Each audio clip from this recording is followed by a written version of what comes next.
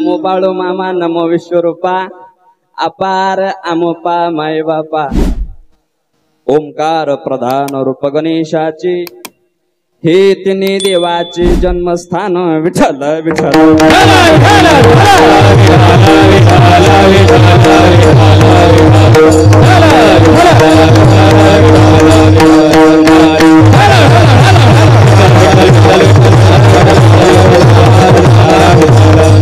प्रस्तुत हिंदवी स्वराज्याचे संस्थापक, निश्चयाचे महामेरू, बहुत जनाशी आधारू, अखंड स्थितीचे निर्धारू, श्रीमंत योगी नरपती, हैपती गजपती गणपती भूपती जळपती पुरंदर आणि शक्ती पृष्ठभागी, यशवंत कीर्तिवंत दयावंत सामर्थ्यवंत वरदवंत पुण्यवंत नित्यवंत जाणता राजा छत्रपती शिवाजी महाराज यांची गुरु, अखंड अनाहत कीर्तनामुळे ज्याची काया भ्रमीभूत झाली, असे साक्षात्कारी सत्पुरुष, जगाच्या कल्याणा संतांच्या विभूती, देह कष्टविती परोपकार, जगाच्या कल्याणासाठी स्वतःचा देह अखंड झिजवणारे, देवमान्य संत मान्य जगमान्य संत श्रेष्ठ तुकाराम महाराज यांचा 4 चरणाचा अभंग आजच्या सेवेकरिता निवडलेला आहे विठ्ठल।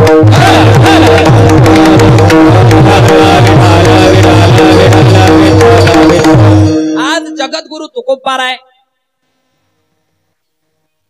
गणपती बाप्पाचं रूप काय आहे, ब्रह्मा विष्णू आणि महेश याचा जन्म कसा झाला आणि हे कोण सांगते, याची संदेश आपल्याला देतात। पण आमचे वारकरी संप्रदायामधले निष्ठावंत वारकऱ्यांना असं वाटन की बाबा हे अभंग गात्यात नाही, मग हे अभंग काढला कुठून? बऱ्याच जणांमध्ये प्रश्न कधी कानावर आला नसन किंवा आला असन। सज्जन हो माय बापा, आपल्या सर्वांची निष्ठा, आपल्या सर्वांचं प्रेम कोरेकर बाबावर आहे आणि माझ्या बाबाकडे एक पौराणिक जुना गाथा आहे, त्या गात्यामध्ये हा अभंग सापडतोय। ऐका, पापाची वासना नको दाऊ डोळा, त्याहून आंधळा बरा देवा, माझ्या जगद्गुरु तुकोबारायाचा अभंग आहे, पण गात्यात नाही, कोरेकर बाबाच्या गात्यात आहे। धन्य हरिभक्त जन्मले जवंशी, सकळ कुळाशी तारी येले, हे देखील अभंग जगद्गुरु तुकोबारायाचाच आहे, पण गात्यात नाही, आमच्या कोरेकर बाबाच्या गात्यात। आणि आजचा जे अभंग आहे हे देखील माझ्या जगद्गुरु तुकोबारायाचाच आहे, पण गात्यात नाही, आमच्या कोरेकर बाबाच्या गात्यात आहे। आता तुम्ही म्हणाल महाराज, कोरेकर बाबाने ह्या गात्यामध्ये, दुसऱ्या गात्यामध्ये अभंग सापडत नाही, ह्या गात्यामध्ये का सापडतोय? आता जे लेखक असतात ना बाबा, लेखक हे न काही बदला बदली, थोडं आवर्तन वेगळं वेगळं असं काहीतरी बदल केलेला आहे, पण माझ्या बाबाने एक त्यांच्याकडे ग्रंथ ठेवून घेतला आणि त्या ग्रंथाची छेडछाड कुणालाच करू दिलं नाही आणि अभंगाची बदला बदली ही कुणाला करू दिलं नाही, म्हणून त्या गात्यामधला हे अभंग आहे, म्हणून कुणाची शंका येऊ नये म्हणून आधी शंका दूर केली विठ्ठल।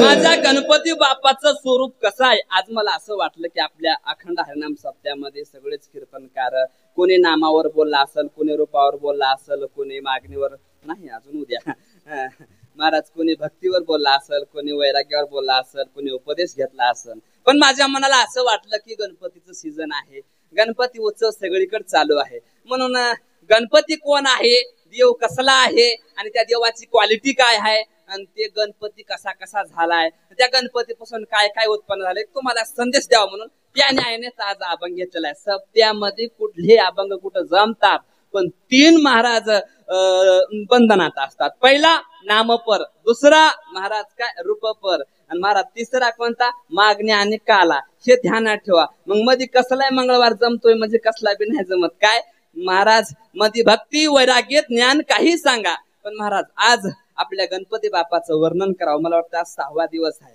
7वा उद्या मागणे, त्याच्यामुळे आज गणपती बाप्पाच्या विषयावर बोलायचे म्हणून मी आज अभंग निवडला आहे विठ्ठल।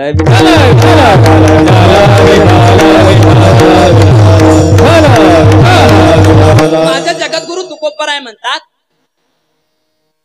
माझ्या गणपतीचं स्वरूप आहे ते ओंकारासारखं आहे, त्या महागणाधीपासून ब्रह्म विष्णू महेश या 3 देवाचा जन्म झालेला आहे। जन्म कसा झाला? आता आपल्याला पुढे बोलायचं पण उगत ठळक ठळक बातम्या टाकल्या की हवामानाचा अंदाज पुन्हा आकाराने घेता येते वेळ बघून. म्हणजे कोणी म्हणून महाराजाने अभंग अर्धावट सोडला आणि पहिल्याच चरणावर बोलून गेला. आता मी इकडल्या परिसरामध्ये नवीन आहे त्याच्यामुळे थोडंसं इकडं तिकडं होऊ नये म्हणून आधी ठळक ठळक बातम्या घालून घेतो. पण हवामानाचा अंदाज निवांत बघू आपण. विठ्ठला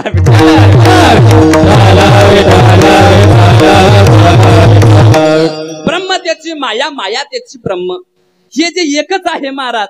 आता ब्रह्म म्हणजे काय साधं सोपं सांगतो महाराज. आपण ओम पाहिलाय, त्याला ओमाला आपण ब्रह्म म्हणतो आणि त्या ओमाचंच नाव गणपती आहे. आणि गणपती ही ओमासारखा दिसतोय म्हणून आता बऱ्याच बाबा काही महाराज लोकांना काही लय प्रश्न विचारतात. महाराज गणपती बाप्पा लग्नामध्ये सगळ्याची पूजा करते, गणपती बाप्पाचं पहिलं नमन केलंय, पण महादेव पार्वतीचं लग्न होत असताना गणपती बाप्पा होते का? होते का? होते. मी सांगतो कसं होते, ऐका. हे बघा, ओमकार प्रधान रूप गणेशाचे आणि हे तिन्ही देवाचे जन्मस्थान. म्हणजे महागणाधिपती म्हणजे त्याला साक्षात ब्रह्म म्हणतात. आणि त्या ब्रह्मापासून 3 देव उत्पन्न झाले, आकार, उकार आणि मकार. आकार पासून ब्रह्म, उकार पासून विष्णू आणि मकार पासून महेश. हे 3 देवाचा जन्म तिथून झालेला आहे महाराज. आयशे 3 देव जेथून उत्पन्न तो हा गजानन माये बाप. तुकाराम महाराजांना प्रश्न केला, महाराज तुम्ही कोणाचं ऐकून सांगताय का? ह्यातला काय आधार आहे का? महाराज म्हणले, हे बघा मी 18 पुराण, 4 वेद, 6 शास्त्र हे उलगडून बघितलं आणि तिथं महाराज व्यासानं वर्णन करून सांगितलेलं आहे. म्हणून तुका म्हणे आयशी आहे वेदवाणी आणि पहावे पुराणे व्यासाची. असा अभंगाचा साधा सोपा सरळ भावार्थ झाला. आपलं कीर्तन जागरला. विठ्ठला विठ्ठला.